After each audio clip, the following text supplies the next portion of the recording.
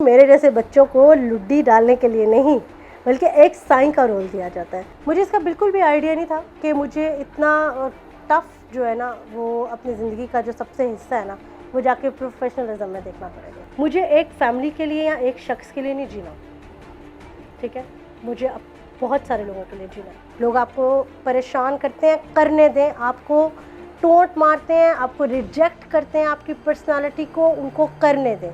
جس دن آپ کامیاب ہوں گے نا تو میری جگہ آپ بیٹھ کے انٹرویو دیں گے. اردو پوائنٹ کی ویڈیوز دیکھنے کے لیے ہمارا چینل سبسکرائب کیجیے اور بیل کے آئیکن پر کلک کیجیے تاکہ آپ ہماری تمام آنے والی ویڈیوز سے باخبر رہ سکیں. میرا نام ہے سار سعید اور میں ایک نجی ٹی وی میں ملٹی میڈیا جرنلسٹ کے طور پہ کام کرتی ہوں. مجھے ڈوارفزم ڈسیبلٹی ہے. پچھلے 8 سالوں سے میں ایک ہی چینل کے ساتھ منسلک ہوں. اس کی کیا وجہ ہے؟ اس کی بہت ساری وجوہات ہیں, کیونکہ پوری زندگی میں نے ایک اسٹرگل کیا ہے ایک ڈسیبلٹی کے ساتھ, اور ابھی بھی میں سروائیور ہوں. اور سروائیور ہونے کی کیا ریزن ہے؟ کہہ لیں کہ مجھے لگتا ہے کہ ہماری سوسائٹی میں ہمارے جیسے لوگوں کو قبول کرنا تھوڑا مشکل کام ہے. اس کے لیے بہت براڈ ویژن ہونا چاہیے, جو میرا اپنا انالیسز ہے, اور ایک بہت ہی آپ کہہ لیں کہ آپ ایک وائس سوچ کے حامل ہوں, تو پھر ہی آپ ہمارے جیسے بچوں کو قبول کر سکتے ہیں. تو ورنہ ہمارے ہاں کیا ہے کہ موسٹلی دیکھا جاتا ہے, کیونکہ میڈیا ایک ایسی فیلڈ ہے جہاں چہرے پڑے جاتے ہیں بجائے کہ آپ کا ٹیلنٹ پڑھا جائے. لیکن میرا کہنے کا صرف ایک یہ مقصد ہے یہاں پر کہ جب تک آپ میں ٹیلنٹ نہیں ہے آپ کہیں بھی سروائیو نہیں کر سکتے میڈیا کی کسی بھی فیلڈ میں. ایجوکیشن جناب میری ہے masters in mass communication superior university سے ہے, اور اس کے بعد زندگی نے بڑے بڑے چانس دیے. پھر میں اپنی پروفیشنل جرنلسٹ ایکسچینج پروگرام کے سلسلے میں US چلی گئی. میں نے وہاں سے ایک اپنا جرنلزم کا کورس کیا, اور وہ تھا 3 ویکس کا بیس کورس تھا. پھر وہاں ایک بڑا زبردستی موقع ملا. وہاں پر نہیں دیکھا جاتا کہ آپ کی شاید چھوٹی ہے, آپ رپورٹر بن سکتے ہیں نہیں بن سکتے. وہاں میں نے نیو کے لیے اپنے ہی چینل کے لیے مڈ ٹرم الیکشنز کور کیے, اور وہ ایک بہترین میری زندگی کا, میرے خیال میں کہ سب سے بہترین اچیومنٹ اس ٹائم کی میری 8 سال کی محنت میں وہ ہے. اور مجھے لگتا ہے کہ میں نے ایک پھل پایا, اور مجھے ریکاگنائز کیا گیا میری اپنی آرگنائزیشن نے, اور انہوں نے مجھے اسپیس دی کہ ہاں ٹھیک ہے آپ آن ایئر ہو سکتے ہیں ہمارے چینل میں. پھر میرے ہی اپنے چینل نے مجھے نیو پاکستان میں as a social media expert بٹھایا. It's a morning show, 5 minute کا شو تھا. 5 منٹ کا میرا کہہ لیں ایک سیگمنٹ ہوتا تھا جو مجھے کرنا ہوتا تھا سوشل میڈیا بیسڈ, جس میں مجھے ٹرینڈ بتانا ہوتا تھا. اور میں اس پر ایک بات لازمی یہاں ذکر کروں گی کہ مریم فرحان میری کو ہوسٹ تھیں, اور شی از دا میجر ہوسٹ. 1 گھنٹے کے شو میں انہوں نے مجھے اپنے 5 منٹ دیے. کوئی بھی نہیں دیتا اپنے 1 گھنٹے کے شو میں سے آپ کو 5 منٹ کہ آپ ڈیلی کسی کو بٹھائیں اپنے ساتھ, اور پورا کیمرہ آپ کی طرف موو کر جائے اور صرف لوگ آپ کو دیکھیں. 5 منٹ بہت اہمیت رکھتے ہیں. یہ صرف وہی جانتا ہے جو اس انڈسٹری کو بہت اچھے طریقے سے جانتا ہے. تو میں سمجھتی ہوں کہ انڈسٹری میں اچھے برے ہر قسم کے لوگ ہیں. میرے باس کبھی بھی میں ان کو نہیں بھولتی, جس طرح میں اپنے والدین کو نہیں بھولتی اسی طرح میں ان کو بھی نہیں کبھی بھولتی. میں ان کو باس نہیں کہتی, میں ان کو لیڈر کہتی ہوں. میرے والدین نے جہاں میری تربیت کی وہیں پروفیشنلزم میں میرے لیڈر ممتاز گوہر وٹو, انہوں نے مجھے بہت ہیلپ کی, اور آج تک میں ان کے ساتھ ہوں. میں اپنے آپ کو ایک خوش قسمت ترین خاتون سمجھتی ہوں. بڑا ہی مشکل سلسلہ تھا زندگی کا جب میں نے اسکول جوائن کیا. میرا براٹ اپ ایک بہت جوائنٹ فیملی سسٹم میں ہوا, اور ایک بہت پڑھی لکھی جوائنٹ فیملی سسٹم میں ہوا.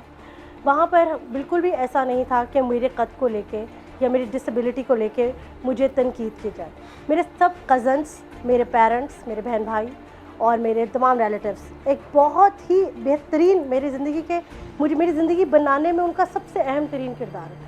جہاں میرے والدین ہیں, کیونکہ ظاہر میرے نمبر 1 پہ میرے والدین ہیں. اس کے بعد آپ کہہ لیں کہ میرے تمام کزنس, میرے رشتہ دار, دے آل آر موٹیویٹڈ می اور ہمیشہ ہر دن انہوں نے مجھے موٹیویٹ کیا, اور ہر حرکت کو میری ہمیشہ ایسے سہرا پتہ نہیں میں نے کتنی بڑا کوئی کام کر لیا. اس چیز نے مجھے کہہ لیں کہ پش کیا, یا اس چیز نے مجھے کہا کہ تم ایک نارمل اسکول میں پڑھو. You don't need to go the disabled person people go school. میں بالکل عام اسکول میں پڑھی, اپنے کزنس کے اسکول میں, جہاں میرے تمام بہن بھائی بھی گئے, جہاں میرے تمام کزنس بھی گئے. لیکن وہاں جا کے مجھے ریئلائز ہوا کہ کچھ تو ہے کہ جو لوگ مجھے دیکھ کے ہنستے ہیں, اپنی ہنسی کو دباتے ہیں, اور اس کے بعد ریئیکٹ کرتے ہیں, میرا مذاق اڑاتے ہیں. مجھے بونا کہا جاتا ہے, مجھے چھوٹی کہا جاتا ہے, مجھے ڈفرینٹ قسم کے ناموں سے پکارا جاتا تھا. لیکن کہتے ہیں نا کہ قسمت کچھ لوگوں میں بڑی مہربان ہوتی ہے. پھر مجھ سے لوگ پوچھتے ہیں کہ تمہیں کانفیڈنس کیسے آیا. کانفیڈنس تو میرے پاس نرسری کلاس میں آ گیا تھا جب میں نے اسکول جوائن کیا تھا. مجھے یاد ہے کہ ایک ٹیبلو ہو رہا تھا میرے اسکول میں, اور اس ٹیبلو میں نا لڑکیاں ڈال رہی تھی لڈی, اور وہ ایک روایتی ایک کلچرڈ گانا تھا, کوئی پاکستانی گانا تھا اسی کے اوپر. تو میں بڑی اچھی آبزرور شروع سے, اسی لیے تو جرنلسٹ ہوں آج, تو آبزرور تھی, اور مجھے بڑا شوق تھا بڑے کلرفل قسم کی چیزیں دیکھنے کا اور کرنے کا. تو میں نے ان کو پورا آبزرو کیا, ان کے ڈانس اسٹیپ جتنے بھی تھے, جتنے وہ اس ٹائم ٹیبلو میں ڈانس اسٹیپ انہوں نے لیے تھے, وہ میں نے جا کے میں کودی, اور میں نے اپنی ٹیچر کو کہا کہ میں کر سکتی ہوں, میں کر کے دکھاؤں کو, کیونکہ یہ کانفیڈنس مجھے گھر سے ملا ہوا تھا اور میرے لیے عام بات تھی کسی سے بھی بات کرنا, اور میں کبھی ہچکچائی نہیں تھی. انہوں نے مجھے دیکھا تو انہوں نے کہا ہمارے پاس تمہارے لیے ایک اور رول ہے, جہاں سے مجھے لگا کہ سوسائٹی جو ہے وہ اتنی جلدی آپ کو قبول نہیں کرتی. میرے جیسے بچوں کو لڈی ڈالنے کے لیے نہیں بلکہ ایک سائن کا رول دیا جاتا ہے. اور میری فرسٹ پرفارمنس تھی ایز اے سائن, میں نے پرفارم کیا جس میں مجھے گرین کلر کا چولا پہنایا گیا, اور اس میں مجھے ڈفرینٹ قسم کے ہار پہنائے گئے, اور میرے ساتھ 2 اسٹوڈنٹس اور تھے, میری ہی کلاس فیلوز تھے, اور ان کو بھی میرے ساتھ کھڑا کیا گیا, اور پھر ہم لوگوں نے جی وہاں پرفارم کیا. میری اسٹیج کی فرسٹ پرفارمنس نرسری کلاس ہے, اور اس کے بعد پھر کہہ لیں کہ یہ سلسلہ وہاں سے شروع ہوا, اور 5 کلاس میں آ کے مجھے پتہ چلا کہ میری تو آواز بہت اچھی ہے. اور وہ بھی ایسے پتہ چلا کہ ایک دن اسکول کے کسی ہال کے اندر وہاں 14 اگست کے حوالے سے خواتین لڑکیوں کو پریپریشن کروائی جا رہی تھی ملی نغمے کی, اور جب ملی نغمے کی پریپریشن کرائی جا رہی تھی تو مجھے پتہ چلا کہ ابھی میں بھی گئی اندر اسی طرح ایک دم کودی میں, اور میں نے جا کے کہا کہ میرا لے آڈیشن. مجھے حتیٰ کہ بالکل پتہ نہیں تھا کہ میری آواز اچھی ہے. میں نے جا کے آڈیشن دیا, اور ان کا کہ یہ تو بہت اچھی آواز ہے, ہم نے اس کو رکھنا ہے. تب مجھے احساس ہوا کہ بھائی میرٹ بھی کوئی چیز ہوتی ہے. اور اس کے بعد پھر میں نے وہاں پر پرفارم کیا 14, پھر کمنگ جو 14 اگست تھی آن دیٹ ایئر, پھر 9 نومبر, پھر اسی طرح جتنے 23 مارچ, پھر ہمیں ڈفرینٹ پلیٹ فارمس پہ جا کے اپنا گاتی تھی ملی نغمے پاکستان کے لیے, مطلب جتنے بھی پاکستانی ایونٹ ہوتے تھے اس قسم کے. پھر میرا ایک یونیورسٹی کا ٹائم سٹارٹ ہوا, میرے بڑے زبردست دوست بنے, اور I am always like a back bencher, اور ان کے ساتھ مل کے میں نے ہمیشہ شرارتیں کی. I am like a Tom boy. اور پھر جب ڈاکٹر صاحب کے ساتھ ہوا, کہہ لیں کہ ایک ایسوسیشن ڈیولپ ہوئی, انہوں نے بہت موقع دیے. میں اپنی یونیورسٹی میں سے میں اور میرے ایک کلاس فیلو ہم 2 لوگ تھے جو گورنر ہاؤس جانے کے لیے سلیکٹ ہوئے, اور اپنے میرٹ کے بیس پر ہوئے. تو اتنا اچھا لگا, اتنا کانفیڈنس دیا اس چیز نے. مجھے اس کا بالکل بھی آئیڈیا نہیں تھا کہ مجھے اتنا ٹف جو ہے نا وہ اپنی زندگی کا جو سب سے حصہ ہے نا وہ جا کے پروفیشنلزم میں دیکھنا پڑے گا. اس کی سب سے بڑی وجہ یہ ہوئی کہ میں جب میں نے نیوم سے ایک ایکسپیرینس لے لیا, جب میں نے اپنے ایک نجی چینل سے ایک ایکسپیرینس لے لیا, اور مجھے لگا کہ میں اس قابل ہوں کہ میں کہیں اور سوئچ کروں. لیکن جب میں کہیں اور سوئچ کرنے گئی تو مجھے بہت سے ایسے چینلز میں صرف یہ کہہ کے ریجیکٹ کیا گیا کہ انہوں نے صرف میری پرسنالٹی کو دیکھا اور مجھے یہ کہا آپ کام کر لیں گی. تو میں نے ان کو کہا نہیں, میں کام نہیں کر سکتی. تو اب میرا ان کو یہ کہنا ہے کہ 8 سال ہو گئے ہیں مجھے نیو میں, اور انہوں نے مجھے نہیں نکالا کیونکہ میں کام کر سکتی ہوں. مجھے بچپن میں نا ایک چیز میں سنتی تھی جس کی مجھے سمجھ بڑی دیر بعد آئی, اور وہ بات یہ تھی کہ میرے ماں باپ کو ایک پریشانی تھی. وہ یہ تھی کہ اس کا بنے گا کیا. ایک تو میں لڑکی تھی, اور پھر سے میرے ساتھ ایک ڈسیبلٹی تھی, اور ہماری سوسائٹی تھی. ان کو یہ پریشانی آتی تھی کہ اس کا بنے گا کیا. میرے فادر ہمیشہ مجھے کہتے تھے سحر اپنی ایجوکیشن کمپلیٹ کرو, اپنے آپ کو سیکیور کرو, تم نے جاب کرنی ہے. وہ میری برین واشنگ کرتے تھے, لیکن ان کو یہ نہیں پتہ تھا. اور اسی طرح جتنے بھی ابھی ڈسیبل پیرنٹس ہیں, ڈسیبل بچوں کے پیرنٹس ہیں, ان کو یہ نہیں پتہ کہ مستقبل بنانے والی جو ذات ہے نا وہ اوپر بیٹھی ہوئی, اس نے ہمارے ذہن کی برین واشنگ کرنا ہے. ایسا ہوا کہ جب میں نے فیلڈ جوائن کی, جب میں نے یونیورسٹی سے میں پڑھ کر نکلی, تو مجھے احساس ہوا کہ شادی ہی سب کچھ نہیں ہے, آپ اکیلے بھی بہت کچھ کر سکتے ہیں. مجھے احساس ہوا کہ اللہ نے صحیح کہا کہ حقوق اللہ بعد میں اور حقوق العباد پہلے ہے. شرعی رشتہ ہے نا شادی ہے, اس کو ہم حقوق اللہ کے اوپر لے کر آتے ہیں, ٹھیک ہے.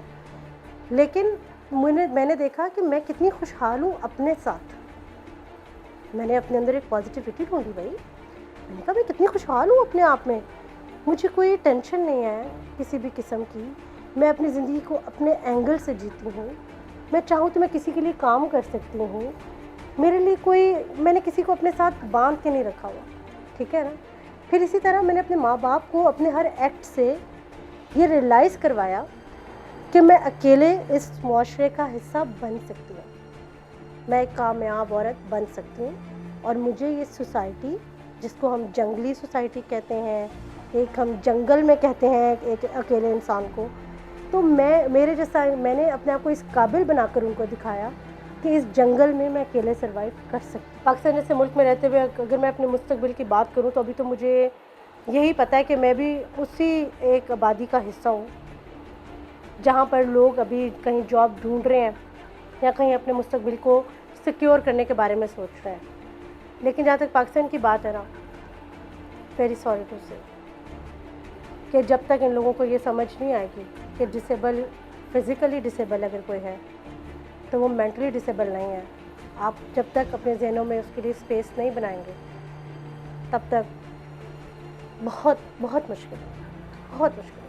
मैं आज की औरत को बहुत मजबूत देखती हूँ, लेकिन अपनी रवायात के अंदर रहकर तब मजबूत ज़्यादा देखती हूँ। मेरे लिए वो औरत बहुत बहुत मायने रखती है जो अपने कल्चर और अपनी रवायात को की पासदारी करते हुए कामयाब हो, जो अपने वालिदैन की बेहतरीन तरबियत के साए तले कामयाब हो। मेरे नज़दीक वो औरत कामयाब है। नहीं, मैं शादी नहीं करूँ क्योंकि मैं समझती हूँ कि हकूक़ अल्लाह बाद में और हकूक़ कुल इबाद पहले हैं।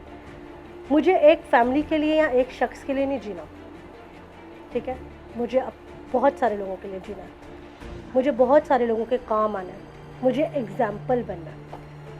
मुझे एग्ज़ाम्पल इसलिए नहीं बनना कि मेरी नाम नेकी हो, मुझे एग्ज़ाम्पल इसलिए बनना है कि जो कुछ मैंने फ़ेस किया वो लोग ना कर सकें जो मेरे बाद आने वाले हैं। जी हाँ, मैं अपने सारे काम खुद करती हूँ। मेरा एक चीज़ पे बहुत स्ट्रॉन्गली एतक़ाद कैले है कि जिस चीज़ की आपको ज़रूरत है, जिस स्किल की आपको ज़रूरत है, वो आप सीख लें।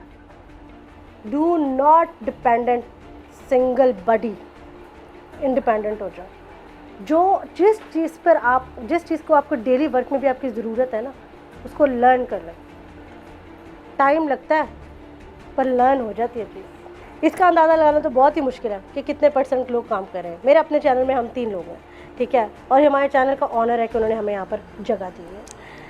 लेकिन मैं ये कहूँगी कि उनको मैं ज़रूर ये बात कहूँगी कि अगर आपके अंदर स्किल्स हैं, आपके अंदर टैलेंट है, तो आपके लिए स्पेस है। और ये सबके लिए है, जितने भी कम्युनिकेशन के स्टूडेंट्स इस टाइम मुझे सुन रहे हैं, उन सब के लिए है कि खुदारा सिर्फ अपने कोर्स के ऊपर तवज्जो मत दें, अपने अंदर स्किल्स डेवलप करें, बोलने की, लिखने की, सुनने की। जब तक आप ये तीनों स्किल्स अपने अंदर डेवलप नहीं करेंगे, आप मीडिया में एक कामयाब रोल कभी अदा नहीं कर सकेंगे। फिर you never stay long time in media. पहला पैगाम तो मेरा हुकूमत पाकिस्तान के लिए है कि वो खुदा का वास्ते डिसेबल पर्सनस के लिए नौकरियां निकालें और उनको उनकी मेरिट के ऊपर, मेरिट बेस के ऊपर नौकरियां दे जिसके वो हकदार हैं। दूसरा पैगाम मेरा उनके वालिदैन को है कि उनकी तालीम मुकम्मल करवाएं हर सूरत।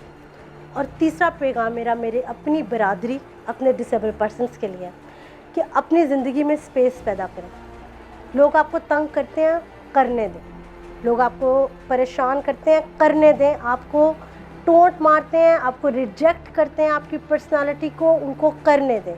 जिस दिन आप कामयाब होंगे ना, तो मेरी जगह आप बैठ के इंटरव्यू देंगे। जी, तो नाजरीन, आपने देखा कि 33 साला सहर सईद, जिन्होंने हमें दिखाया कि वो कितनी बाहिम्मत खातून हैं, और अगर आपके अंदर कोई एबिलिटी है तो उसको आप खुद तलाश कर सकते हैं। और अगर इनकी बातों के बाद आप इस एबिलिटी को तलाश कर सकते हैं तो मुझे उम्मीद है कि इस सीट पर अगले आप ही होंगे और मैं आपके दरवाजे पे दस्तक दे रही होंगी। मुझे उम्मीद है कि ये वीडियो आपको बहुत पसंद आई होगी। इस वीडियो को लाइक भी कीजिएगा, शेयर भी कीजिएगा। उर्दू पॉइंट के साथ अपनी होस्ट आमना उस्मान को इजाज़त दीजिए। अल्लाह हाफ़िज़।